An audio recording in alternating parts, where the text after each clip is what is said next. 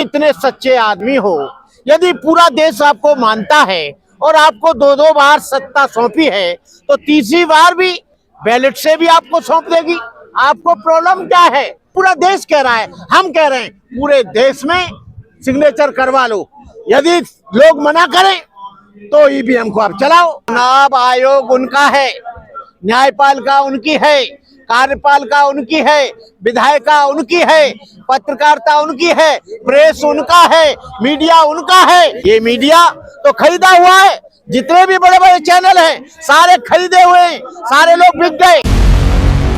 EVM में जो गड़बड़ हो रही है, जो अडानी और अंबानी के सॉफ्टवेयर के जो लोग हैं, जो सॉफ्टवेयर का काम करते हैं, जो आईटी सेक्टर के लोग हैं, वो उसमें चिप लगाकर पहले से ही ये चुनाव आयोग के, इलेक्शन आयोग के, इलेक्शन कमीशन के माध्यम से उसमें बदलाव करते हैं। यदि तुम इतने सच्चे आदमी हो, यदि पूरा देश आपको मानता है और आपको दो दो बार सत्ता सौंपी है, तो तीसरी बार भी बैलेट से भी आपको सौंप देगी।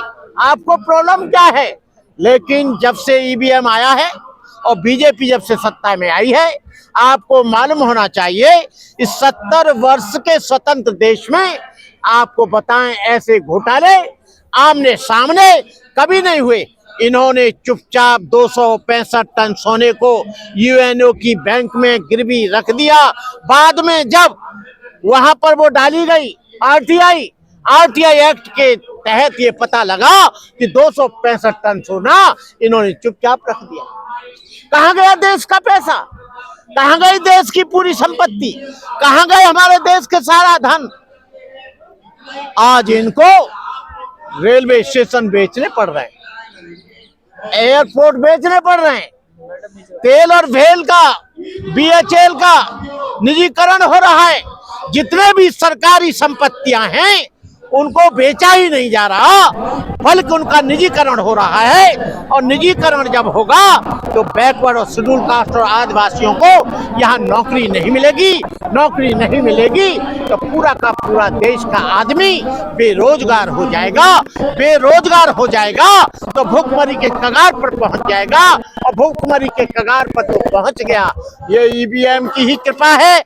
ईवीएम की कृपा से ये लोग सत्ता में आए। सत्ता में आने के बाद ये इतने अड़िग हो गए, इतने तानाशाह हो गए, इतने मगरूरी हो गए कि आज आपको बताएं किसान यहाँ 1.5 साल तक लगातार यहाँ पर हड़ताल हंगर स्ट्राइक करता रहा। 700-800 से ज्यादा बेगुनाह किसान मारे गए। यहाँ पर मॉब लिंचिंग हो रही है। यहाँ पर हिंदू राष्ट्र रोजाना सर पर आ रहा है। यहाँ पर हिंदू राष्ट्र ही नहीं, यहाँ पर इस देश को तमाम चीजों का विरोध के लिए हम लोग यहाँ पर आए हैं। ईवीएम के सबूत तो नहीं है ना आप लोगों के पास? कुछ भी ईवीएम का सबूत है। 50 ईवीएम हमको दे दो और हम उसमें करके दिखा देंगे होता है कि नहीं होता है। कल वही तो यहाँ पर ईवीएम लेने के लिए जा रहे थे, लेकिन प्राचा साहब को और ये भानु प्रताप को गिरफ्तार कर लिया। प्रैक्टिकल बात बताइए, आपको 50 ईवीएम चुनाव आयोग दे देगा? ये कोई क्यों? 50 बार ईवीएम को हैक करके दिखाया है, तुमको मालूम नहीं है? उसका डेमोन्स्ट्रेशन पार्लियामेंट में भी दिखाया है, लेकिन ये नहीं मान रहे। जब पूरा देश कह रहा है, हम कह रहे हैं पूरे देश में सिग्नेचर करवा लो। यदि लोग मना करें तो ईवीएम को आप चलाओ, और उसको नहीं मना करते हैं तो ईवीएम को मत चलाओ। हम चुनाव आयोग ने कहा है कि ईवीएम जो है इनमें कोई हैक नहीं कर सकता, मान्य त्रुटि हो सकती है। ये फालतू का बात है।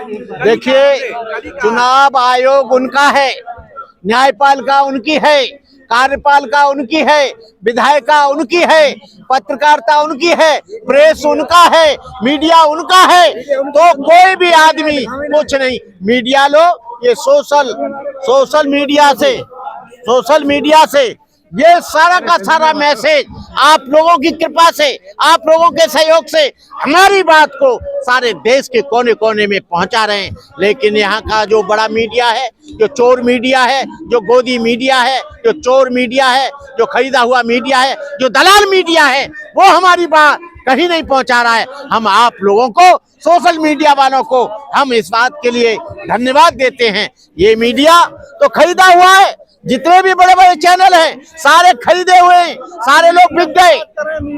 तो सर आप नहीं कह रहे, सोशल मीडिया को नहीं बोल रहे? सोशल मीडिया को नहीं, सोशल मीडिया क्या बिकेगा, वो तो बेचारे अपनी उससे गुजारा कर रहे हैं। सोशल मीडिया ही ईमानदार है, यहाँ सोशल मीडिया ही सबसे ज्यादा हमारे संदेश को पहुंचा रहा है। ये लोग सब देशद्रोही है, राष्ट्रवादी को मोदी मीडिया जी देखिए, देश की सबसे बड़ी 4 ताकत होती हैं, कार्यपालिका, न्यायपालिका, विधायिका और मीडिया।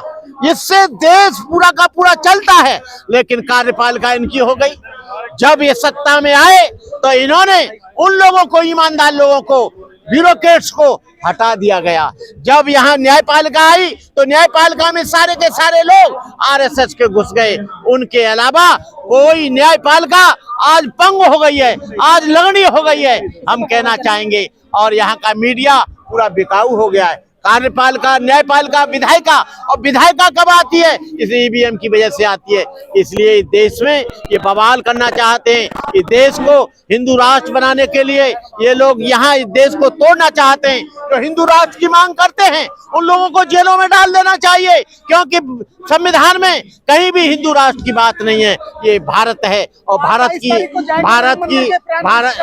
अरे भाई हम क्यों जाएंगे? क्यों नहीं जाएंगे? अरे हम जाएंगे हॉस्पिटल का, ये सबको बुलाया। अरे हॉस्पिटल बनाते तो हम जाते, यदि ये कॉलेज बनाते तो हम जाते। वहाँ राम मंदिर से क्या बनेगा? वहाँ पर तो केवल एक ये बैकवर्ड शेड्यूल कास्ट के लोग धन छड़ाएंगे। सम्मुख का वध किया, क्या हम उसके राम मंदिर में जाएंगे? क्यों जाएंगे भाई? किस लिए जाएंगे? उनकी आस्था है वो जाएं, हमारी कोई आस्था नहीं है। आप मुसलमान से कहें, अरे हम दीपक हमारा जला हुआ है अंदर का, वो जलाएं दीपक, बाहर के दीपक जलाने से रोशनी नहीं होगी। बुद्ध कहते हैं अत्तायतनो दीपो भव अत्तायतनो नातो कोई नारो परसिया। बुद्ध कहते हैं तुम अपने दीपक आप बनो। अपने दीपक का मतलब है ज्ञानवान बनो, बुद्धिमान बनो, बलवान बनो, धनवान बनो। अब गरीब का दीपक तो पूरा वैसे ही बुझा है, उसे सुबह उठते ही रोटी की चिंता रहती है, शरीर पे कपड़े नहीं है, रहने के लिए मकान नहीं है, उसका क्या दीपक जलाएंगे? ये बहुजनों का कुछ उद्धार होगा इससे बहुजनों का इतना उद्धार होगा कि अंधविश्वास बढ़ेगा, आडंबर बढ़ेगा। एक उद्धार रामनाथ कोविंद का हो गया, जो जगन्नाथपुरी के मंदिर में घुसने नहीं दिया। इतना बड़ा उद्धार हुआ। जो देश का राष्ट्रपति है मुर्मू का उद्धार हो गया, उसको मंदिर में नहीं घुसने दिया।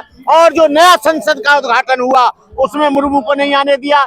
यहाँ पर उद्धार ऐसा होता है कि दलितों की पिटाई होती है, कावल लाते तो जूते पड़ते हैं। यहाँ पर मंदिर में जाता है लात पड़ती है, दूल्हा जाता है मंदिर में तो जूते पड़ते हैं, और उसका मंदिर बंद कर दिया जाता है। शुद्ध की वजह से अछूत हो जाएगा।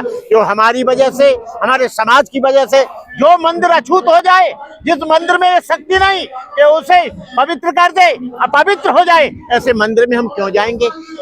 तमाम चीजें आप बता रहे थे कि मोदी जी ने फेंक दिया, पर मोदी जी जो कर रहे हैं उसको क्यों नहीं आप गिना रहे? उनकी अच्छाइयों को क्यों नहीं बता रहे आप? मोदी जी क्या अच्छा कर रहे हैं भैया? तुम्हारे लिए क्या अच्छा किया? क्या अरे राशन दे रहे हैं तो रिजर्व बैंक खाली कर दी, वो रुपया हमारा था, रेलवे हमारा था, उसे बेच खाली कर दिया। वो सारा रुपया तो इन्होंने खाली कर दिया। राशन देने से काम नहीं चलेगा, यहाँ रोजगार देने से काम चलेगा, फैक्ट्री लगाने से काम चलेगा, कॉलेज बनाने से काम चलेगा, हॉस्पिटल बिठाने से। विश्वगुरु तभी तो गरीबी के नाम पर ये 78वें नंबर पर है। ये ऐसा विश्वगुरु है, यहाँ पर शिक्षा बांटने वाली देवी सरस्वती पूजा हुई, सरस्वती पैदा हुई। यहाँ 50 करोड़ लोग अंगूठा टेक हैं। धन बांटने वाली लक्ष्मी पैदा हुई। अमेरिका सबसे आगे है, लंदन सबसे आगे, ये उनसे भीख मांगते। जापान सबसे छोटा देश है, अरे जापान ने अरबों रुपया इनको दिया, जो छोटा सा देश है, केवल 15 करोड़ का देश है। वो काहे को मांग रहे हो? दुनिया में काहे को धन मांग रहे हो? या तुम इतने ही बलवान हो तो अमेरिका से काहे जहाज मांग रहे हो? क्या लग रहा है आपकी ईवीएम की मांग सुनी जाएगी? अमित शाह सुनेंगे आपकी मांग? अरे इनका बाप सुनेगा? क्या बात कर रहा है? ऐसी आवाज सुनाऊंगा कि ये लोग भागते फिरेंगे। आप तो अमित बोल शाह नहीं को। पा रहे, आप तो हल्के से बोल रहे, जोर से कहाँ बोल पा रहे?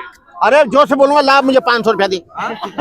बोल ही नहीं पा रहे। अरे मेरे को खाने के लिए तो कुछ दे के आप क्या? तो हरा ही नहीं, आप मोदी जी के राज में नहीं खा रहा है। नहीं खा रहे हैं, भूखे मर गए। राशन में ड्राई फ्रूट खाते थे, ड्राई फ्रूट नहीं रहे। अच्छा, पेट्रोल लाते थे 40 रुपया, आज वो 120 है। कार नहीं चला पा रहे हैं। आप लोग हरा नहीं पा रहे मोदी को, इसीलिए ईवीएम का बहाना रो रहे हैं। अरे तो तुम हरा दो ना। हाँ? हम थोड़ी आए प्रोटेस्ट करने के लिए, क्यों, तुम काहे के लिए आए हो? हम तो आपको सुनने के लिए आए हैं। अच्छा, इससे पैसे कमाने के लिए। तुम्हारी। अच्छा, thank you very much. May you live long, my blessing, happy new year.